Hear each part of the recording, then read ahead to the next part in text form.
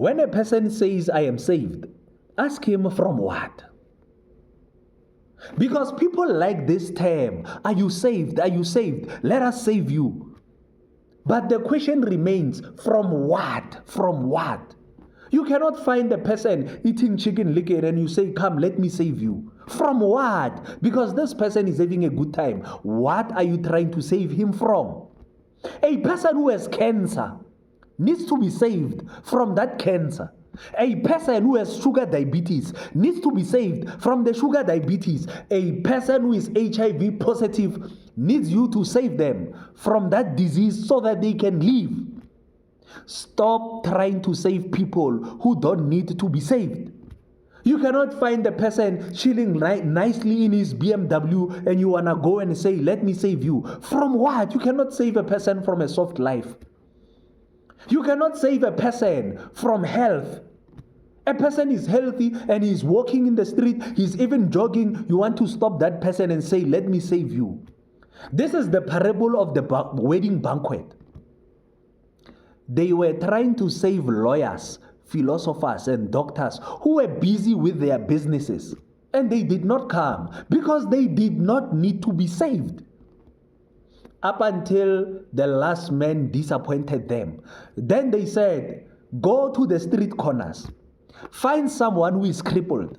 Find someone who has an incurable disease. Find someone who is blind. Find someone who is jobless. Find someone who is a street kid. Then save those people. Because you cannot save a person who does not need to be saved. The one who came and did not have the wedding gown was taken out because he is not sick. What are you going to save him from? In the book of Matthew chapter 1 verse 21, she will give birth to a son, and you are to give him the name Jesus, because he will save his people from their sins. His people, not everyone, his people, from their sins, You know, when someone has sins, it will show. Because sins translate to problems you cannot solve. Because sins translate to diseases that cannot be cured by doctors, that cannot be cured by sangomas, that cannot be cured by physicians. Then that person needs to be saved. I am going to show you what Jesus was actually saving people from. It is in the book of Matthew, chapter 9, starting from verse 1. And getting into a boat, he crossed over and came to his own country. And behold, some people brought to him a paralytic lying on a bed. This person is paralyzed, and he needs to be saved from paralysis. He needs to be saved from that stretcher that they are carrying him with. He needs to be saved from the mattress that he has been lying on.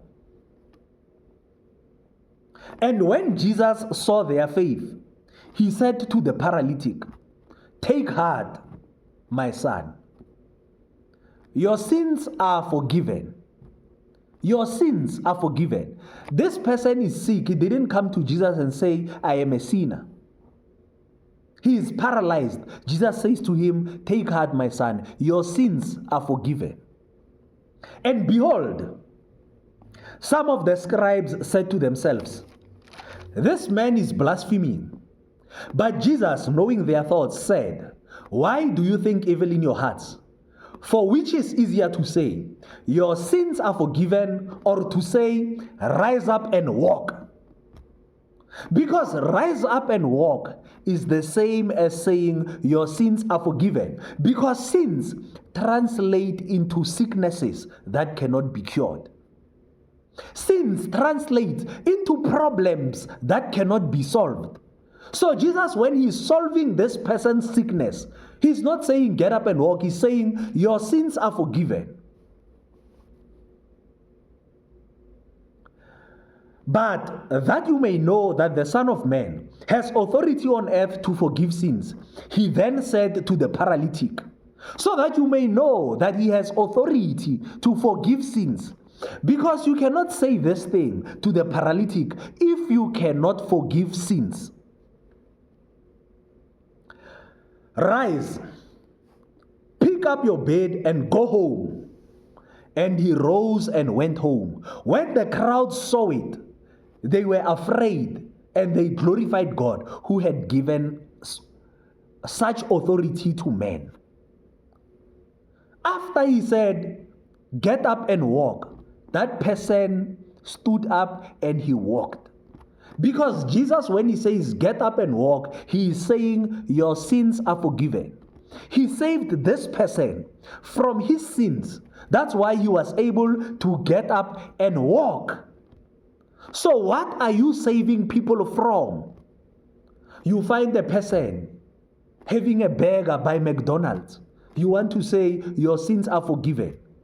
You want to come and save a person who does not need to be saved. People that need to be saved are people who have problems that cannot be solved. If you want to save people, go and save those people. Stop bothering people who don't need to be saved. Khotso, I believe na.